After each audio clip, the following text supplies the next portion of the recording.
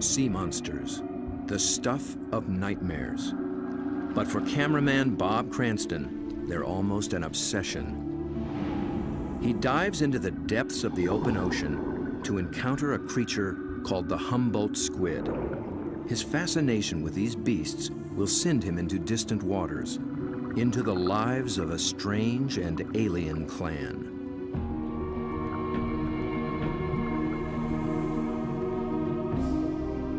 They are masters of disguise. Their skin ripples with living light.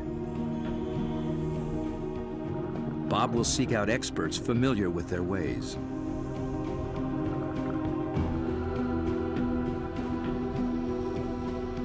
And he takes up a dangerous quest to connect with the fearsome Humboldt down in the dark. Do they flash a welcome or a warning?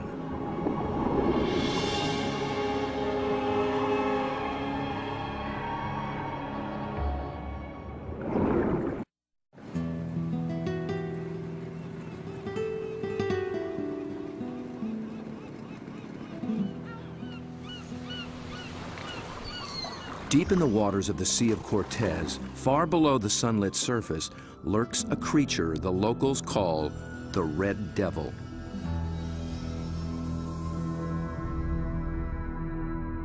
It is armed and dangerous.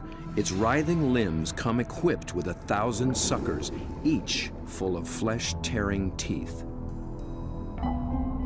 These devils come in the dark of night, rising from the abyss to within a few hundred feet of the surface. They are large, aggressive, in-your-face squid called the Humboldt. They're one of the most formidable predators in the ocean, and almost nothing is known about them.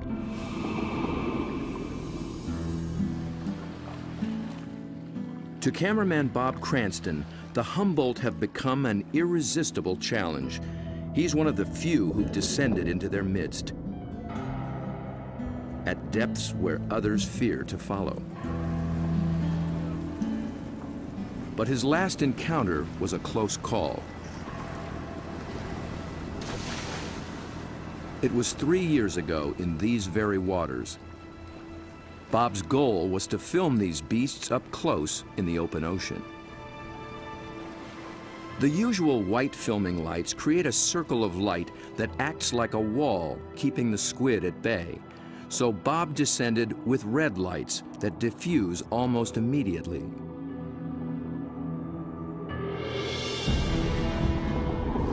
Suddenly, the squid were too close. For an instant, it seemed they would tear him apart.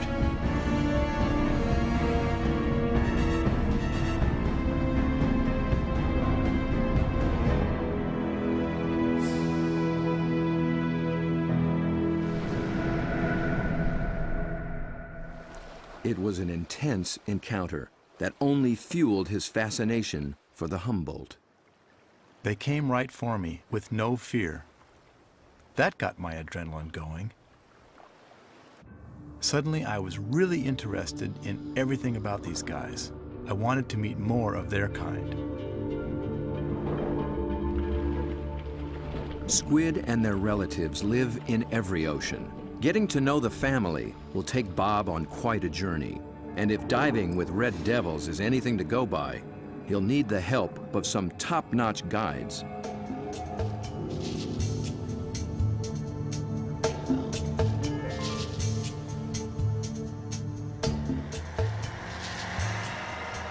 Bob begins his quest far to the north in the dark, cold waters of the Pacific Northwest.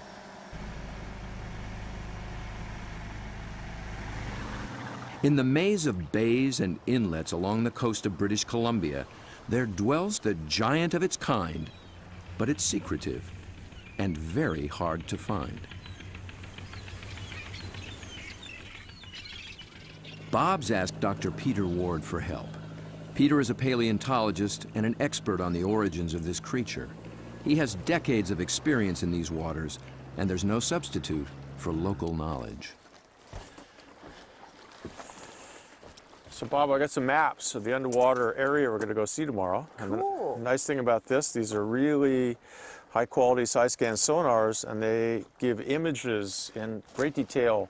From these, we can pick out caves or dens, really, where the creatures that we seek can be found. Face to face with my camera. Whatever. Bob's been filming underwater for more than 30 years. He's one of the best at very difficult diving. It's a rebreather, a closed-circuit rebreather. The CO carbon dioxide is pulled out, add a little oxygen, it comes back and you breathe it, same as the guys who walked on the moon. Fantastic. It's really cool. I can stay down there with the creatures and film them for as long as I can stand the cold. The water registers 47 degrees. Without a dry suit, a diver could slip into unconsciousness from the cold in just half an hour. Waterproof zipper. Same zipper they use in spacesuits. Only in a spacesuit, I think they pressurize it. In this suit, you get vacuum packed. Get all these fancy lights. I think that one means low. Getting a little warm. Gotta get in the water soon.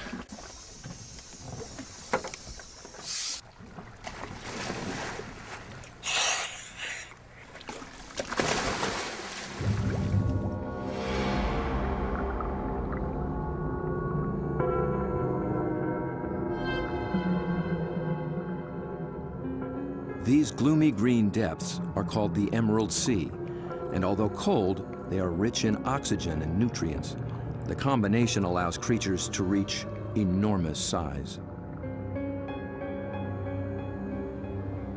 Down at 60 feet, Bob and Peter pick up a trail of broken and discarded shells. A dead giveaway. Something strong and very hungry has come this way, and often.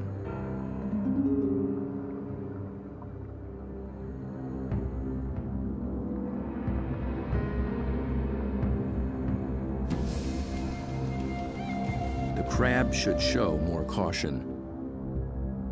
It's up against a devious and determined predator.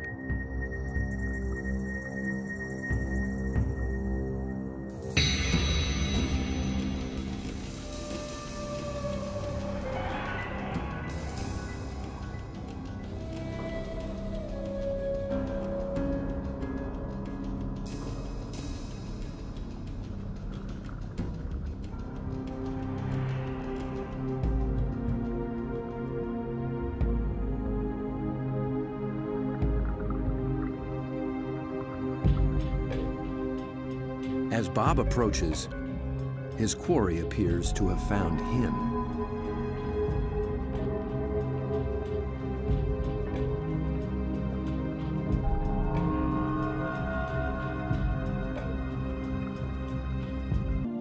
It's the largest octopus in the great clan called the cephalopods, the group that unites the octopus and squid.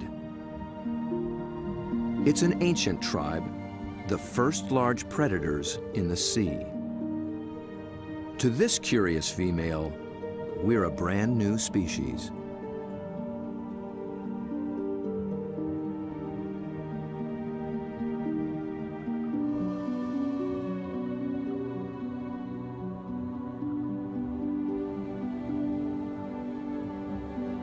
Cephalopod means head-footed, a good beginning in deciphering the octopus's amazing design. The head and body are encased in a large, soft sac, and the foot, derived from its distant relatives, the clams and snails, has become a siphon, a water jet to propel it in any direction.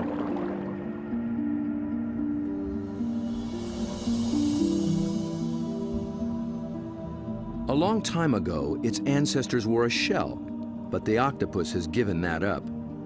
Yet for creatures with such tasty flesh, the lack of protection presents a problem. The cephalopod solution? The most extraordinary skin in the animal kingdom. In an instant, it can change color, pattern, and texture. And with no bones to confine its shape, the creature can virtually disappear.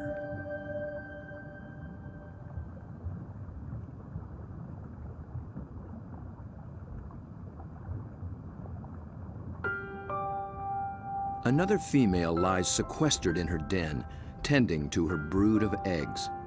She lays up to 100,000 just once in her life. When they hatch, she will die. These clever, curious creatures won't live long at all. Their entire lifespan is no more than 3 or 4 years.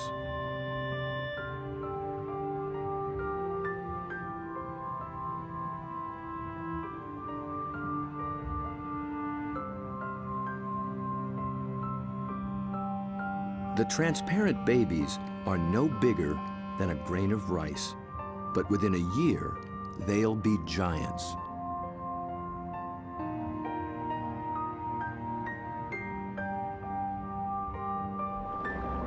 While the lives of these complex beings are all too brief, their line reaches back 500 million years, long before sharks began swimming the seas.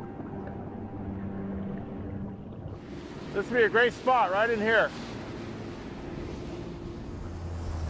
Peter Ward has spent 35 years delving into cephalopod family secrets. He's brought Bob to a special outcropping of rocks. They were once well submerged in a much warmer sea and still hold a record of that long ago time. Fossils are found in these rocks, fossils of relatives of the octopus, actually. They're called ammonites. And how old are they? 80 million years in age. 80 million years. That's true. That is old. Back in those days, cephalopods made beautiful curved shells. And if you dig long enough and hard enough, you can find some beautiful stuff. This is an ammonite. It's a fossil that is actually the direct ancestor of octopus. So this is an ancient cephalopod. It's related to the chambered nautilus. So the tentacles sat here and swam about. A shell is a mobile home and a defense against predators, but it's so cumbersome it makes swimming difficult. Of the almost 1,000 kinds of cephalopods alive today, only the nautilus still wears one. It's a living fossil, puffing along the reefs of the Indo-Pacific as though nothing has ever changed.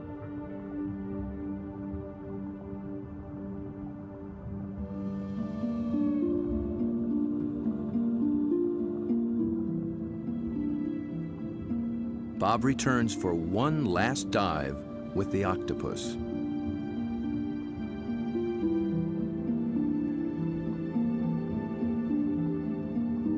I couldn't resist bringing her a treat. All cephalopods are carnivores, and they love crabs. This creature actually reached out to me. I could sense her interest, her intelligence. I could see it in her eyes. There's something about the eyes of these animals just draw human observers in, and especially with the octopus and the cuttlefish, they definitely make visual eye contact with you and maintain it. Dr. John Forsyth studies these creatures' amazing physiology and complex behaviors.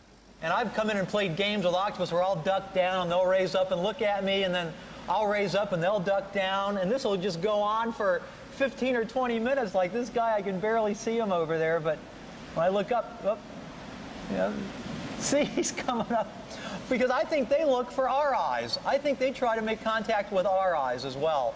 And I think that's what draws us into watching these animals. Whereas a fish, sometimes I look at a fish and I'm not sure where it's looking. They just have these blank, cold stares. But with a cephalopod, it's really never like that. At the National Resource Center for Cephalopods in Galveston, Texas, John maintains quite a collection. There are several kinds of octopuses, a school of small squid, and another relative, the cuttlefish. For John, the eyes of a cephalopod are not just the windows to its soul. They tell you a lot about how the animal lives. The octopus has a rectangular pupil that captures light reflected off the sea floor. Squid's large round eyes are adapted to seeing darting prey in the twilight of the open ocean. Cuttlefish dwell in both worlds, and their complex eyes can actually change shape to accommodate their travels.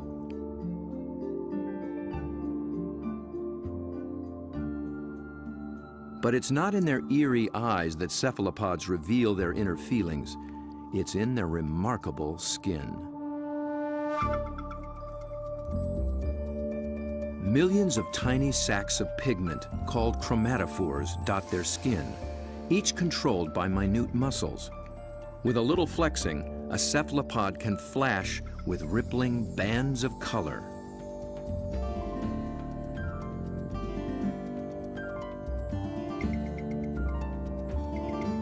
Any sort of excitement, danger, desire, aggression, passion, and their skin lights up.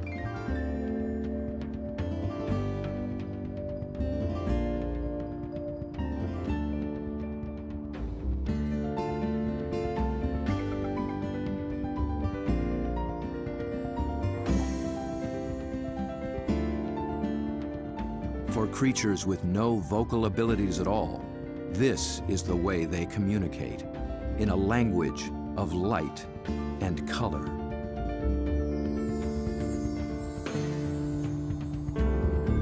And like an octopus, a cuttlefish can transform its texture, matching its surroundings, hiding in plain sight. Given their camouflage capabilities, it's no wonder we're still learning just how many kinds there are.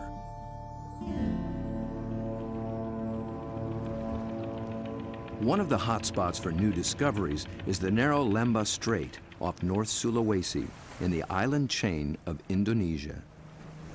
It's a pretty scenic spot they put out for this joint, isn't it? I mean, it's magical. John and Bob have come here looking for new species of cephalopods. It's a place primed for strange adaptations. In the shallow, warm water, light and temperatures remain constant, but the channels, inlets, bays, and lagoons create many small separate habitats, and that leads to high diversity. This is John's fourth trip to Lembah Strait, and each time something surprising turns up. He's brought Bob to a spot called Ritaklari, which in local slang means the muck.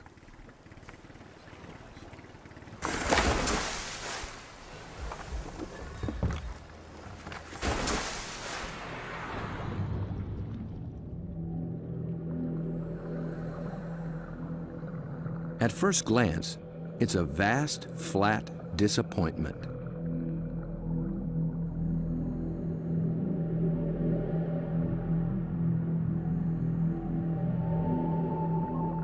But wait here quietly, and a lot of what looks like sand begins looking back.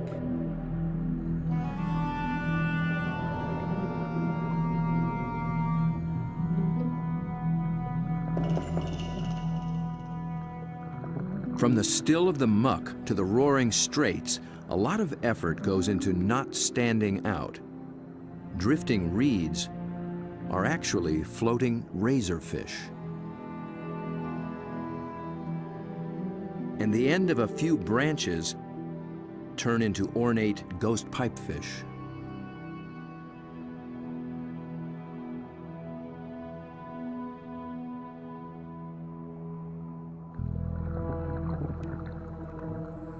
Out in the high-speed tides and swirling eddies, fish work hard to keep their footing, digging into the bottom with spine-like fins.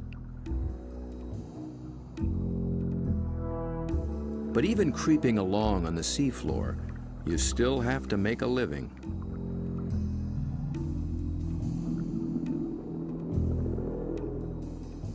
A harmless-looking weed rolling in the current is a hairy frogfish trolling for a meal.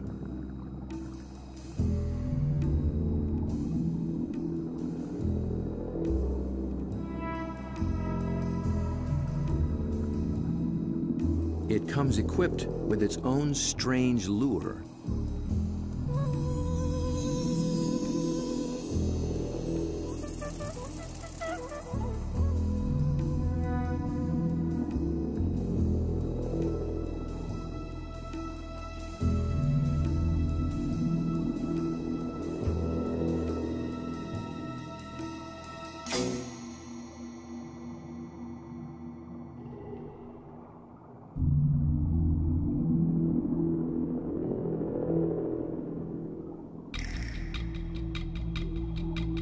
The sand offers the best retreat, but the crab has already been spotted.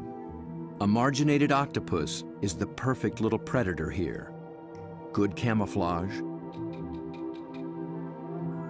good eyesight,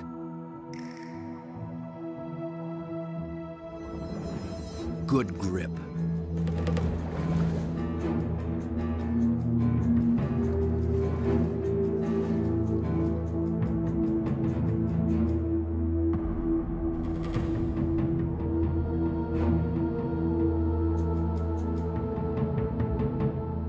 The soft-bodied octopus has one more weapon up its sleeve to subdue the crab's claws: venom. It finds a chink in the crab's armor, injects a neurotoxin, and the struggle is over.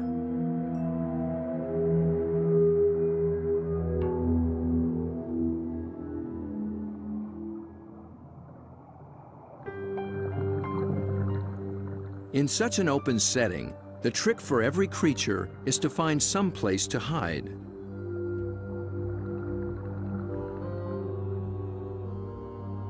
An octopus fits in just about anywhere, and John finds one tucked into a piece of discarded pipe. Perhaps there is something in cephalopod memory that recalls having a shell. Bob and John find this little octopus ambling along with a dark brown bottle tucked under his arms. The bottle turned out to be his home, and he took it with him everywhere. So I thought I'd offer him a new fancy place and see if he's interested in trading spaces.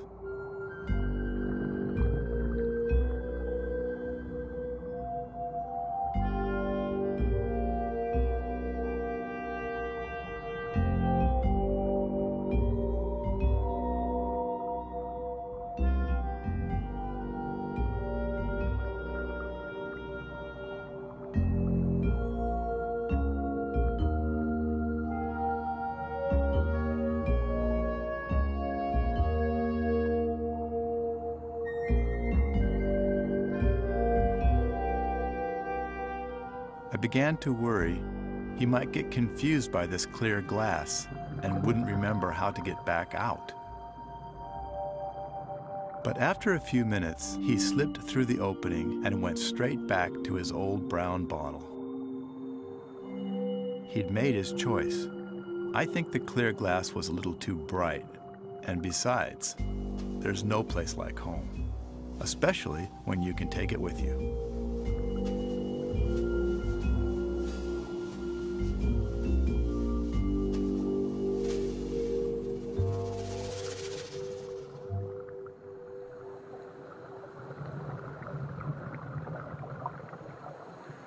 In the husks of old coconut shells, they find the pearl-like eggs of one of John's favorite creatures. It's a tiny cuttlefish that's seldom seen after it hatches. It remains so small and well camouflaged that it takes great practice to find it.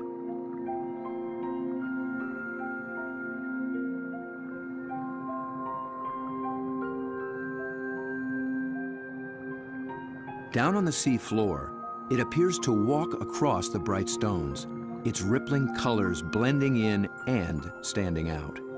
It's called the flamboyant. The flamboyant cuttlefish is really in a class by itself, even among cephalopods in a lot of ways. First of all, the vibrant, dynamic, bright colors, the brilliant yellows, the magentas, the pinks and browns. It adds on top of that these passing clouds of color as it's stalking, looking for prey. And of course, that's happening in living skin.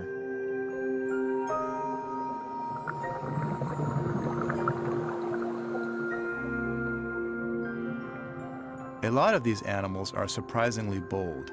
The flamboyant actually seems to like being under the lights. It begins hunting as soon as we start filming.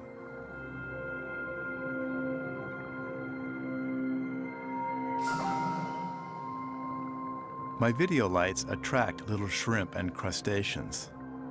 Perhaps the cuttlefish can even see better in the lights as well.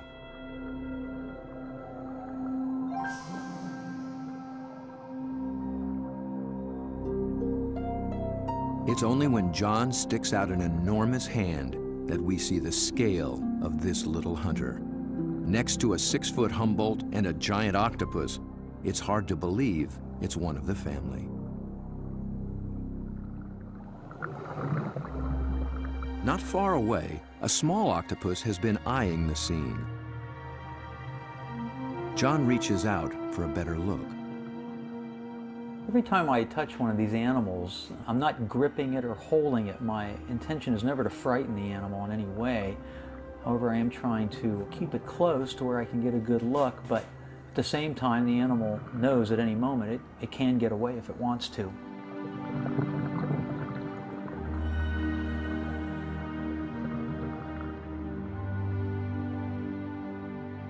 This octopus gets away all too soon. John thinks it may be a brand new species never seen before.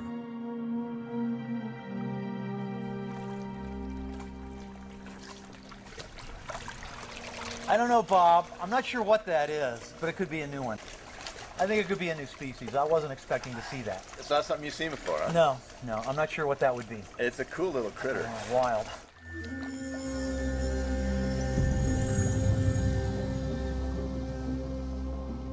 The waters of Sulawesi are full of new discoveries, and one is an octopus designed with a special brand of disguise. It lives in the same waters as the banded sea snake, whose bold stripes announce its potent venom.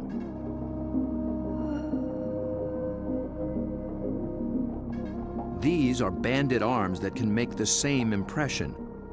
When disturbed, the octopus flashes and intensifies the stripes, becoming a sea serpent, coiled and deadly.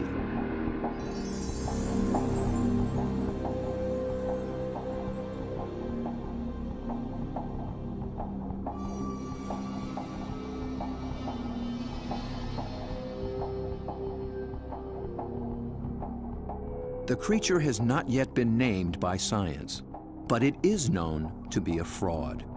It's a shy nocturnal octopus, and unlike the snake, its venom is virtually harmless. Its stripes are simply a ruse to intimidate would-be predators.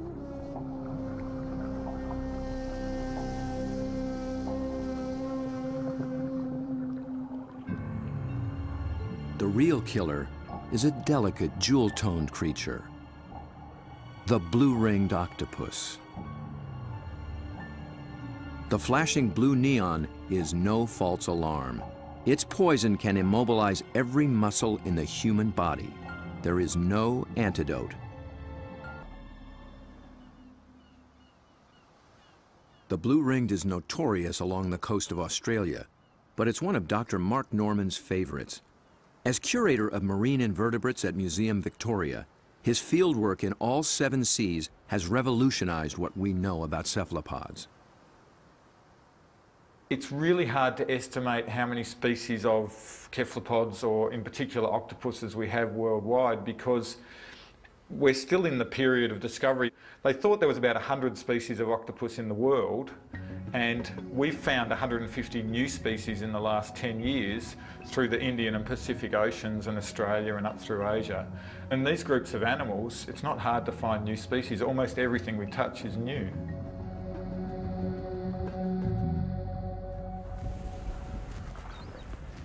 Bob wants to get close to the blue ring in the wild. So Mark, this is a shortcut to the beach? Yep, it's a great place to collect crabs. Through the graveyard, eh? Yep. So are these the bodies of the people who have been bitten by blue ring octopus? No, very few people have died from blue ring bites. He's more likely to have died choking to death on his calamari meal at the local pub. So this is where the crabs live? Yep, they hide up here at low tide under the rocks. As the guide to the blue ring, Mark starts Bob off with their prey. Lots of little crabs. Yeah. You need a nice juicy one. There you go. Look at the claws on that. That'll take your arm off. It's an ironback crab. You can appreciate why the octopus has to get rid of the crab's claws as quick as possible. Knock them out. When the octopus bites them, it actually goes for those soft gaps in the junctions, like the elbows where the the arm is a bit thinner, or else they bite them right on the eyeball, and the poison goes straight down the eyeball and into the brain. So they end up paralysing the animal instantly and putting these claws out of action.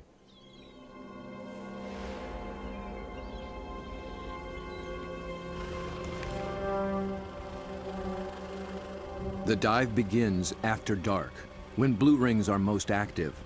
And it's not off some wild, remote beach. The deadly blue ring lives just beneath the town pier.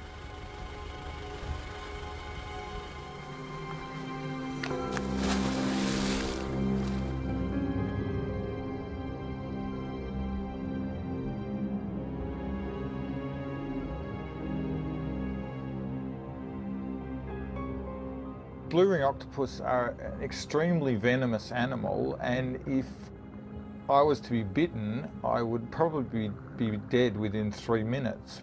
Your body would start stiffening up and you'd lose the capacity to breathe, you'd lose the capacity to wave or walk or run away, you'd run out of oxygen and you'd suffocate.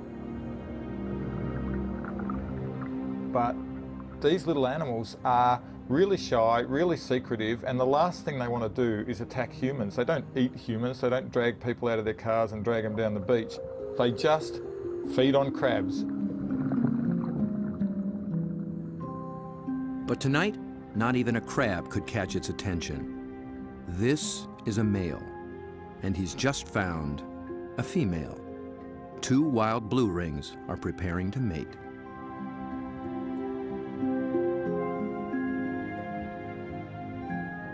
They keep their colors subdued to avoid attracting attention, especially from competing males. No flashing their electric blue. A temporary aquarium helps Bob film what happens next. After a few minutes of courtship, the male gently slips a special arm into the female's gill slit. He's depositing a packet of sperm, which she will use later to fertilize her eggs.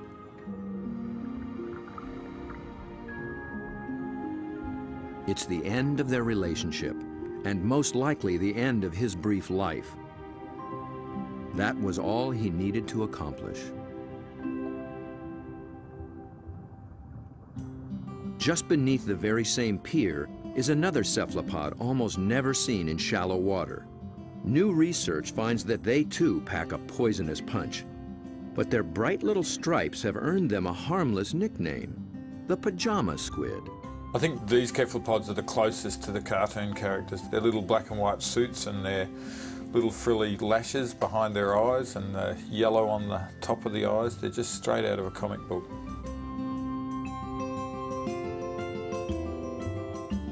The pajama squid seem to have taken a cue from the blue rings.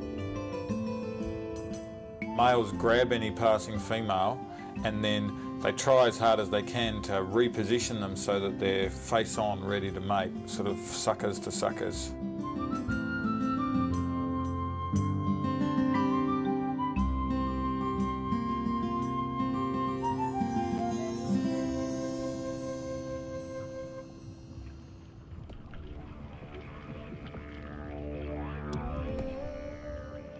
The mating season is also picking up off Australia's southwestern coast. In one small bay, giant cuttlefish have begun to assemble. They leave deep water and enter the shallows once a year for 3 to 4 weeks.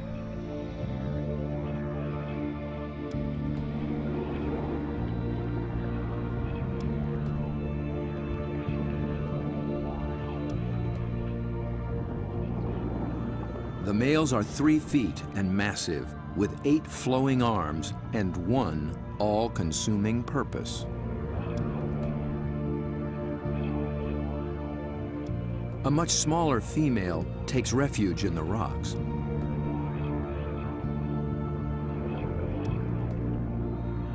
The males waste no time taking on their rivals. They flash and ripple with aggression. Their control is so subtle that they can isolate and flex just the flank facing the opposing male. The other flank communicates a solid, dependable side to any nearby female.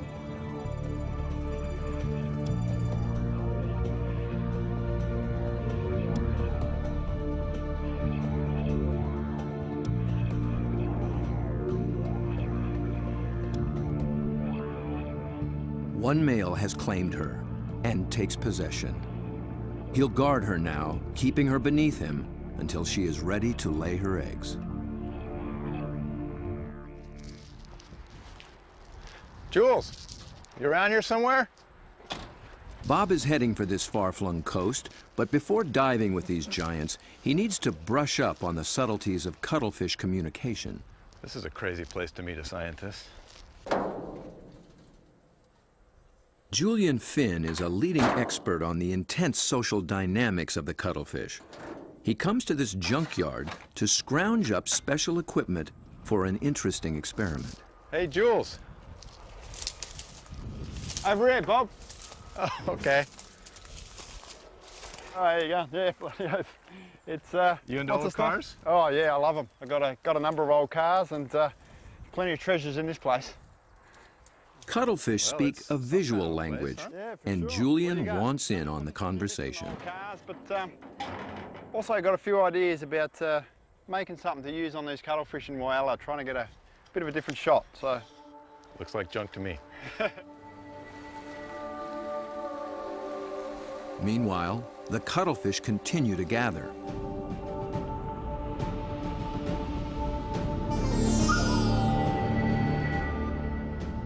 Their complex communication escalates into a kaleidoscope of colors.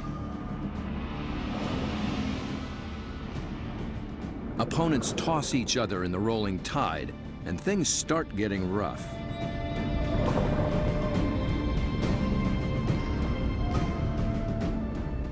The violence can rip up their all-important skin, sabotaging a male's chance to impress and intimidate.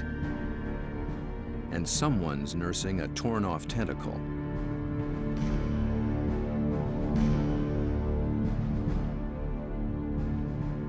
In a temporary standoff, a large male guards his female from two other heavyweights, while a little male, too small to take seriously, hovers on the sidelines.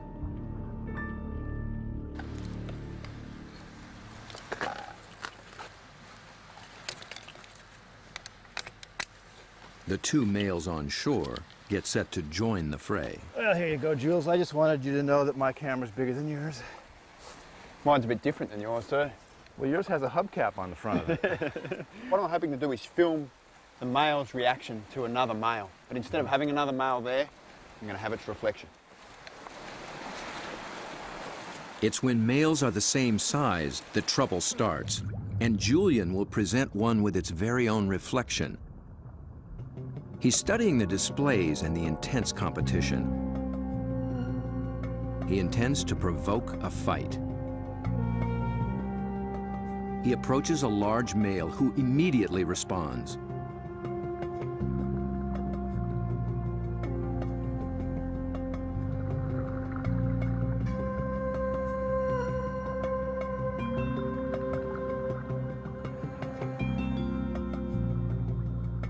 The cuttlefish becomes increasingly absorbed with his own image, but instead of a conflict, the story takes a surprising turn. The small, unimpressive male has sneaked in and begun mating with the unguarded female. He's not signaled, nor flashed, nor dazzled. He simply grabbed the female for his own, making every attempt to look as much like her as possible.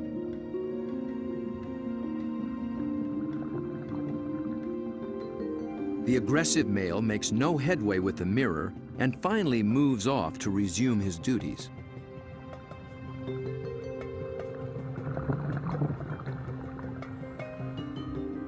But he's still distracted, still flashing, and doesn't recognize that his female is mating right under his nose. The little male looks so like another female, he doesn't see the threat.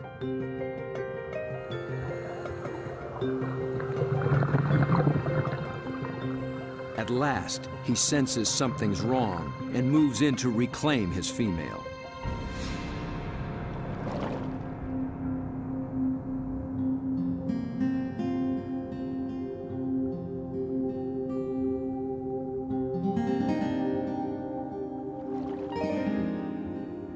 To re-establish their relationship, he presents her with the gift of a crab.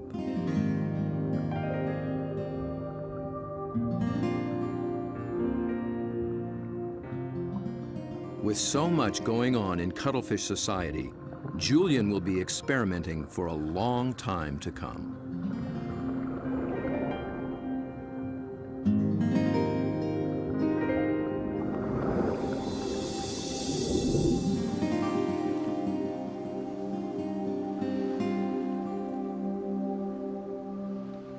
Julian's attempt to interact with the cuttlefish and crack their code has given Bob a daring but dangerous idea. Deep in the waters of Mexico, the mighty Humboldt squid flash their own mysterious signals, and Bob is determined to dive with them again. He intends to engage these aggressive predators by imitating their behavior with a display all his own.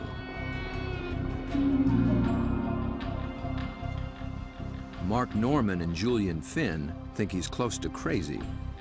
Sure, you've got the blue-ring octopus that can kill you within a few minutes with the poison, yet there's something scarier about a squid that can rip off your flesh and tear out your throat, so to speak. I think you'd be really sensible to work with shark cages with those animals, because the stories I've heard are these massive animals that will effectively skeletonise a cow in a minute because they're such voracious predators. Bob Cranston has no intention of taking this advice. His whole goal is to interact with these squid on their terms, in their world.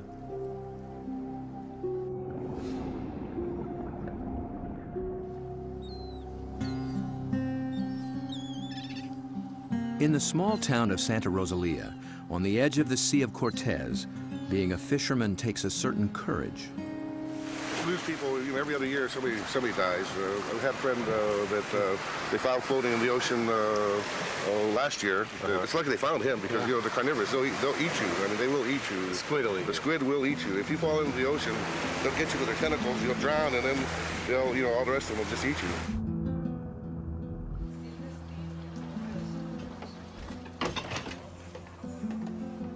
Despite their dread, these fishermen face the Humboldt on a nightly basis. Bob will need their help if he hopes to find when and where the squid are rising.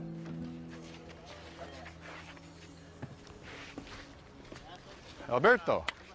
When the Humboldt flash on and off, Bob intends to flash right back. Yo no sé. This is a flashlight, big flashlight for squid. Algo raro. We're gonna...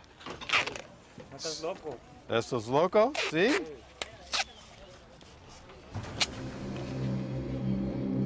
Bob knows perhaps better than anyone just what Humboldt are capable of.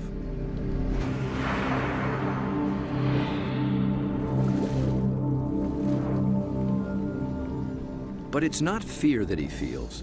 It's an intense fascination for such alien creatures in a world so different from our own. For me, there's just something about these animals. Maybe it's because this type of diving in itself is a great challenge. It's hard to work at these depths. I've managed to go down and physically touch these fantastic creatures, but somehow they're the ones that have taken a hold of me.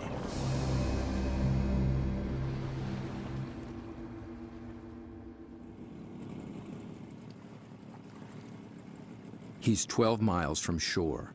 Aside from his assistant cameraman, there'll be no backup down below, and no source of help at all topside. There's not so much as a radio on this little boat. These are small boats, it's a big ocean. There's a language barrier between me and the fishermen who think I'm crazy to dive in the water anyway. If I disappear and drift away from this boat, the fishermen will just think the squid ate me and they won't even bother coming to look for me. Yet Bob has confidence in his own experience and in his plan.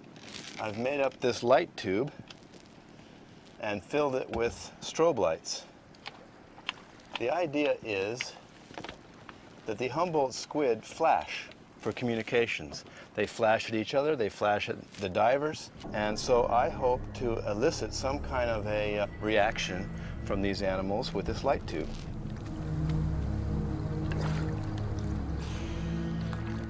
Beneath the boat lies 1,000 feet of open water and sea monsters.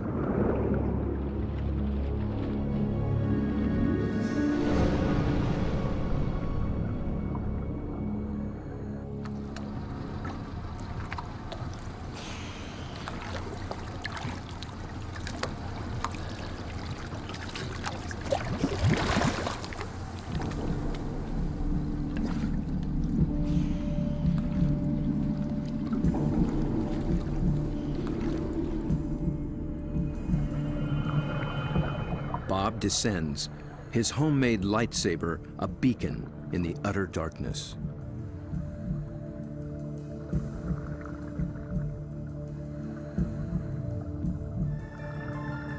Right away, there's a complete surprise. Mobile arrays. They're seldom seen in a school like this.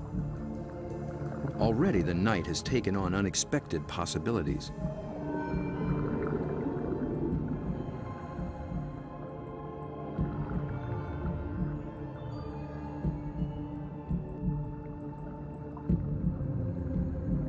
With his depth gauge reading 150 feet, Bob figures he's in squid waters. He powers up.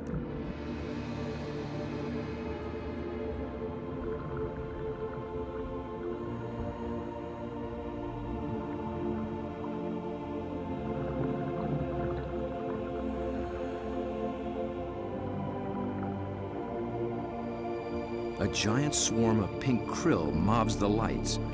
Suddenly, Bob's in the middle of a midnight feeding frenzy.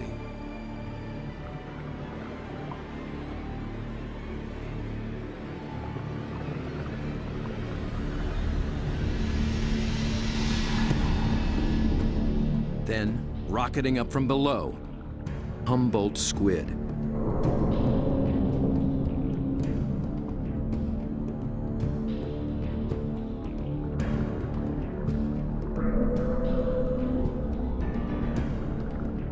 They're flashing red and white.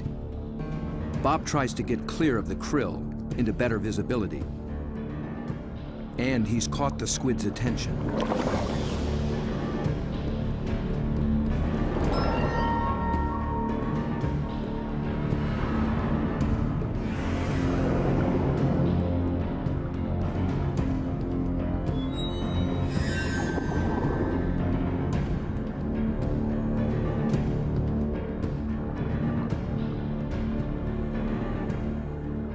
I'm transfixed by this enormous eye up from the deep.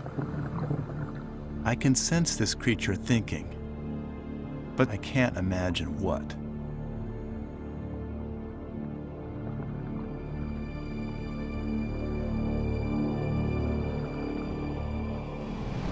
A minute later, contact.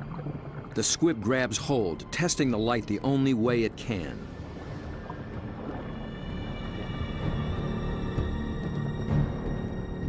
The feel of hard plastic must come as a surprise, and it circles me as though curious. Then, it comes back for more. This time, the aggression is gone. It just seems interested. Amazing.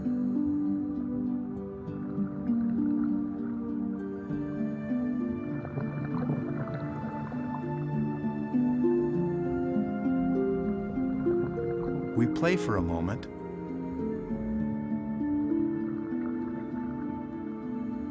Then suddenly, it's over.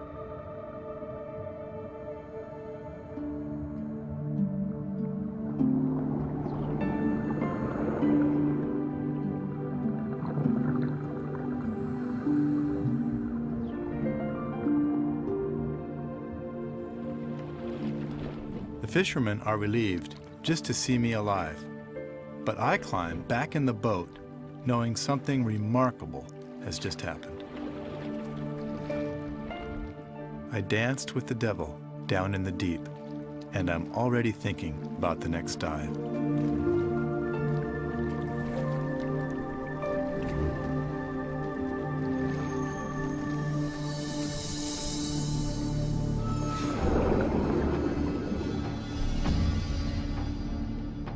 It's certain that Bob will return to dive again with the mysterious Humboldt, perhaps with a new strategy on how to make contact. He's just at the beginning of this extraordinary quest.